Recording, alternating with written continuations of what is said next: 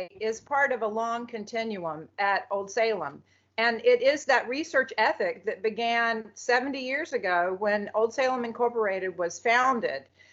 Early on, and from the very beginning, there was an important emphasis on authenticity as the museum got started and buildings were restored and the interpretation was created. And so this was all based on records and on research.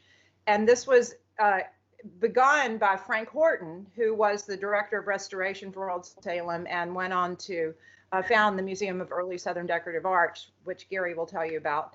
Mr. Horton began his work with the Moravian Archives, and the Moravian Archives in Winston-Salem is an unparalleled repository of information about this community, about Salem and the Moravians here in Wachovia. And Mr. Horton worked with Dr. Fries, the archivist there, even before Old Salem was founded, on research into the architecture here. And when Old Salem came into its being, he continued that process, and through a very laborious effort, which involved lots of reading and then using his manual typewriter to begin putting this information into a format that could be used for researchers. We are the descendants or the recipients of just a huge wealth of research information that has been accumulated over 70 years. It's a remarkable opportunity to learn about the past. And of course, the questions never end. So we are able to go into the research with our questions, and we're also able to do new research. So it's really an amazing process of a treasure of work that's been done that we can build on today. The research initiatives at the Museum of Early Southern Decorative Arts are important to many people for many different reasons. At our core, we are an extension of the research that Frank Horton started for Old Salem in the 1950s. He began these two programs in the early 1970s to record the objects that were made in the early American South, as well as the people who were making those objects. And I say that these research initiatives are important to many people for many different reasons, because we're reaching out to different audiences with this information. It was really begun as a way for people who were interested in early Southern decorative arts or antiques to learn more about the objects and the people that made them.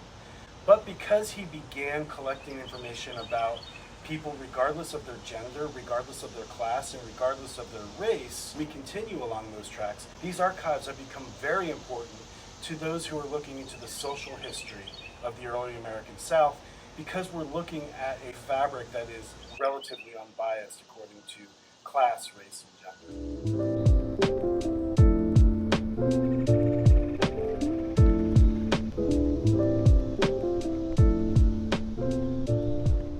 The impact of the research that we do is so far-reaching, because here at Old Salem, we are researching the community history through time. And it goes back to the 1750s when the Moravians first established themselves here in what is now Winston-Salem.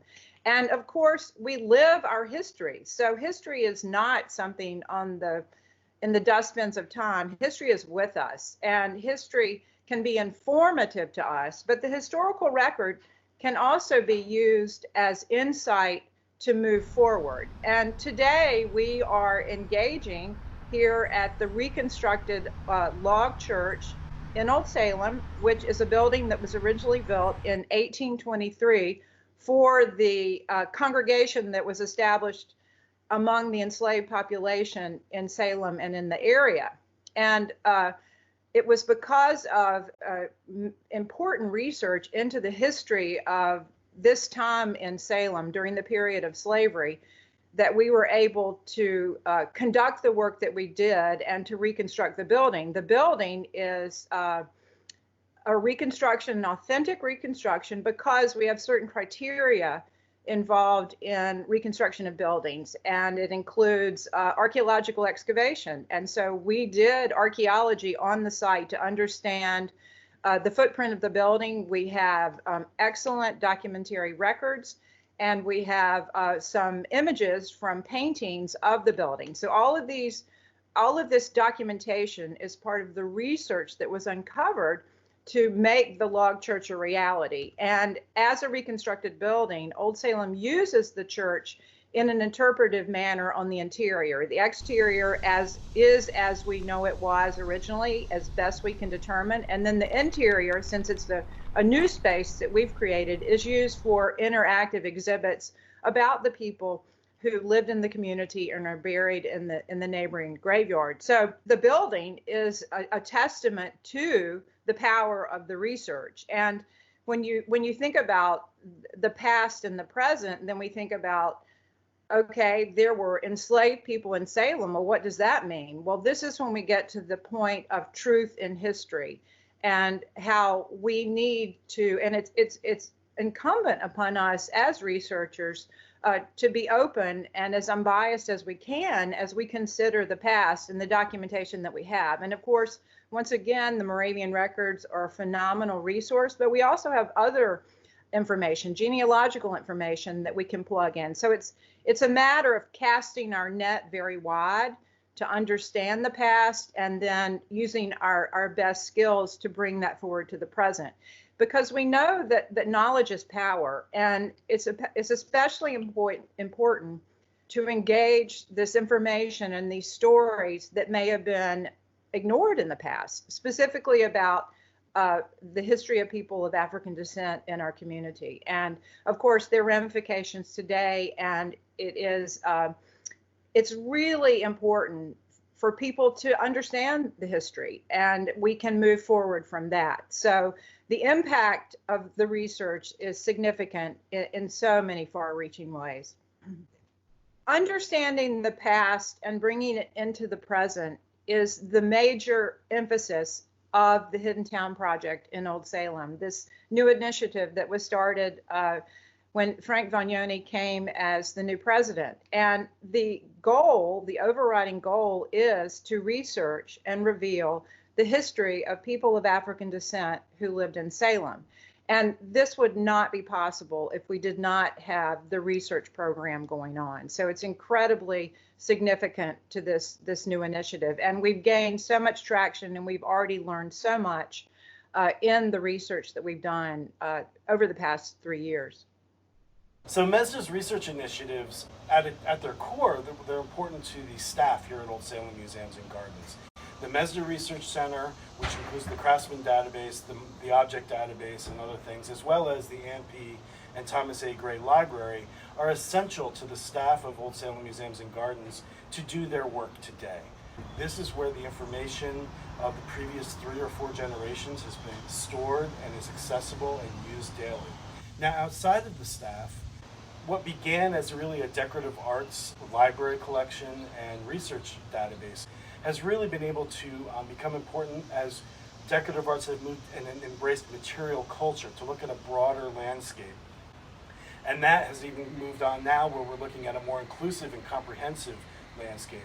So we have historians who are using the research databases for writing theses, dissertations. They are part of books every year that come out. They're part of exhibits around the country, if not internationally. And they're also very important to genealogists. That's a very emphasized audience to us today, but genealogists of all kinds use these research databases to learn more about their ancestors, whether for the objects that they made, the craftspeople, or just their lives. Most importantly, the MESDA research initiatives have led to what our curator Daniel Ackerman is calling the MESDA method of researching decorative arts, where you're using the MESDA object database, which is records of things, objects that were made in the South, and the MESDA craftsman database, which are recording the people who were working here in the South. And using those 2 databases to look at how we tell a story. And if you look at it as a Venn diagram, where those 2 databases overlap is really the MESDA method, and how we can use these very strong assets to tell great stories about the things that were made and used here in the South.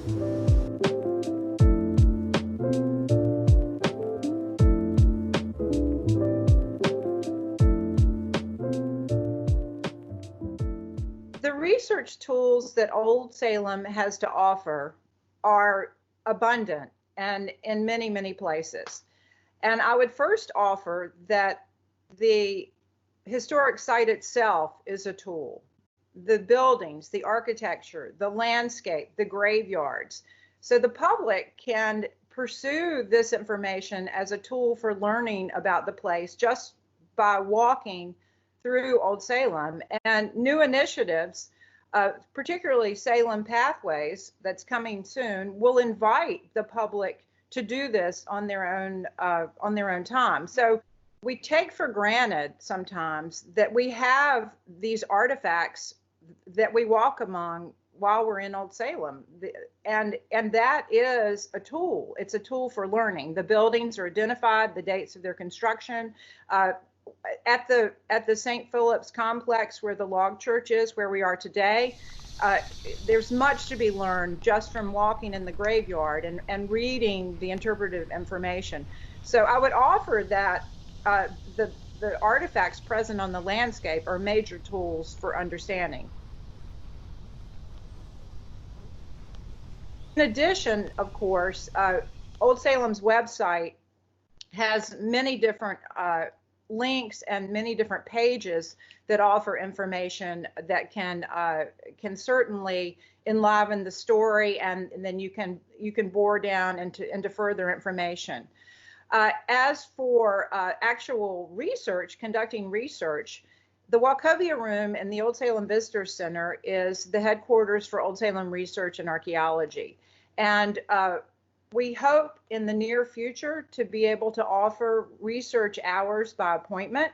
And we look forward to engaging the public in that way, because we have lots of information that's not digitized. We have information that's only available in our spaces. And so we look forward to that opportunity of bringing people to us to learn what they would like to learn and to ask the questions that they need to ask. Much like Martha Hartley described, our research holdings here at the Museum of Early Southern Decorative Arts, like Old Salem, have been collected for several generations and many decades. What began as typewritten on index cards or photocopies in a folder, analog collections, if you will. Over the last 10 years, we have been working to digitize. There are some things that are not available online, but we are launching an initiative, a 6-month initiative called Study South, where you'll be able to make an appointment, a one-on-one appointment, to come and use the MESDA Research Center very soon. Other parts of that Study South program include research tours or research access to the objects in the MESDA collection and the Old Salem collection, as well as Salem Pathways, which I believe Martha already discussed, making appointments to work in the Wachovia Room and do Old Salem research. So there are many things in the Study South.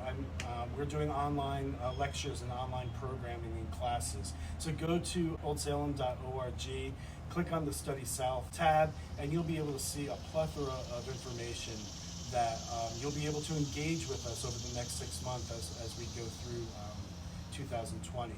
There are 18 different digital databases that are accessible online. The Craftsman database, as I mentioned, the object database, the MESDA and Old Salem collections, their catalogs are online. You can engage with the collections virtually. We had digitized a lot of records, and we also have links to records through our library catalog, the Gray Library catalog. So there are a lot of ways for people to engage with these research tools, even when we're shut down, or through the next 6 months with the Study South program.